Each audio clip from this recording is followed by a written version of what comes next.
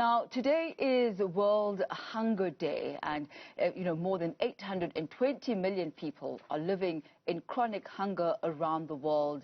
In South Africa, the challenges here are exacerbated by the lockdown which we've experienced since the beginning of COVID-19. Now, the organization Gift of the Givers has focused its distribution of food to the Eastern Cape, having discovered incredible hunger in the Peddie district in June of 2020. In some of the areas, it's reported that children were found eating plants to survive. Joining me now is the organization's founder, Dr. Imtiaz Suleiman. Dr. Suleiman, good to have you once again on the Daytime Update. Quite horrific, the stories that we are hearing about the measures that those who are experiencing hunger go through. Talk to us about some of the stories that you've heard that led you to the Eastern Cape and led you to intervene in that particular part of the country. When this lockdown happened on the 27th of March, we predicted that there'll be hunger in the country 3 weeks later, which happened. We started distributing food parcels throughout the country. But it was Peddie that opened our eyes to the levels of hunger, not only related to lockdown, but prior to lockdown, because that hunger couldn't have developed overnight. Yeah. And when we went to Peddie, we were very impressed by a lady who came to collect a food parcel. And with absolute dignity, she took the food parcel and she said, "Thank you very much. Please talk to my children. They will tell you the taste of every plant in this area. For 3 months, we have been surviving on plants." And then after that story broke, we started getting calls from other parts of the Eastern Cape to say that what you saw there and what you heard there is correct.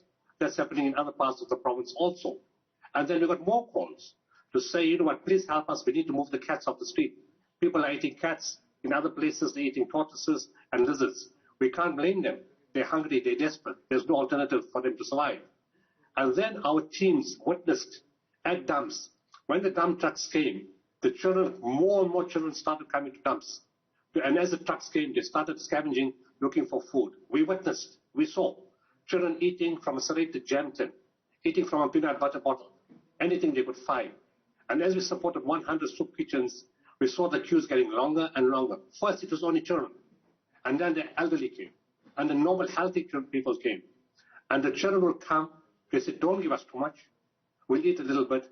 But can you give us a little bit extra to take home? My mother and father are hungry.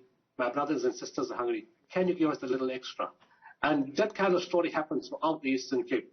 And that's why, in memory of that, in Peddie in 2020, we've decided to do the distribution in Duncan Village on Wednesday in Amtata.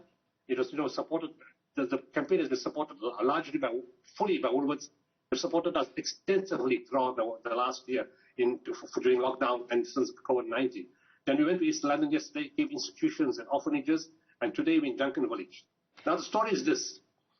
People say Duncan Village has one of the poorest communities in the Eastern Cape. But to be honest, Tommy, you can't make it out anymore.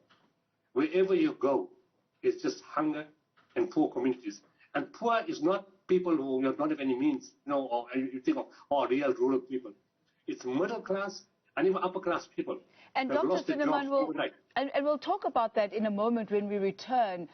You mentioned there are people losing their jobs, and in most instances, as a direct result of COVID-19 and the lockdown and the impact that it's had around the world, as well as with the job security. Please do stay with us, Dr. Imtiaz Suleiman. A very good afternoon to you. This is your Friday edition of the Daytime Update. I'm in conversation now with the founder of Gift of the Givers, Dr. Imtiaz Suleiman, as we focus on food scarcity in South Africa. Now, just before the break, Dr. Suleiman, you were talking about the prevalent rate of hunger in South Africa, this also being a direct impact of so many households having lost their jobs. How prevalent do you think the situation of hunger is in the country now?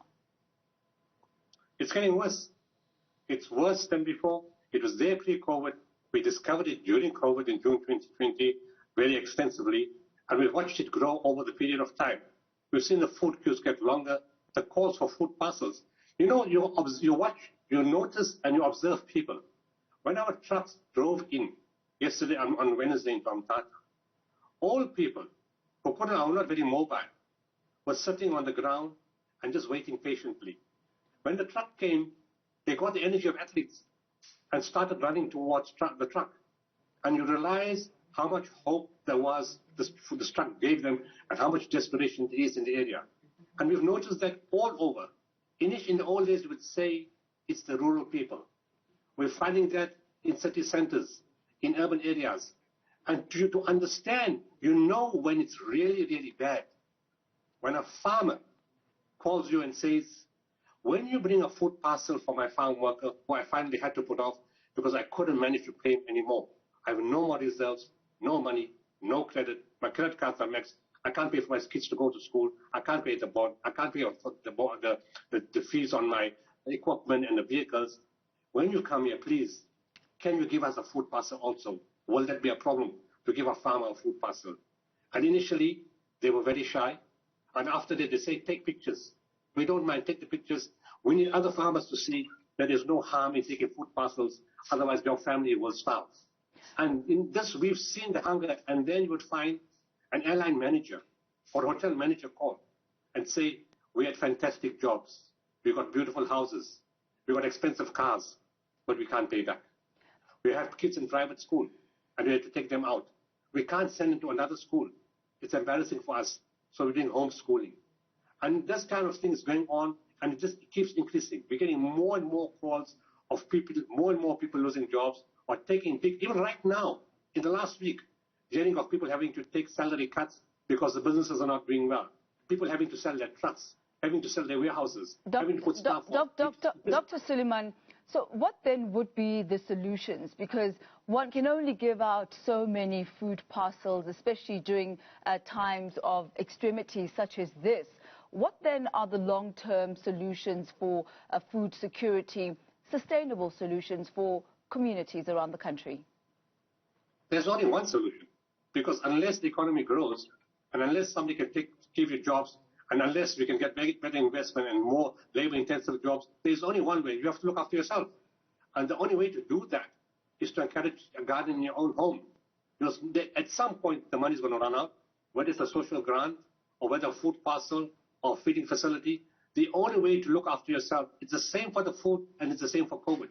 In COVID, we say, take the precaution, wear the mask, sanitize your hands, and stay away from crowds. It's the same thing here.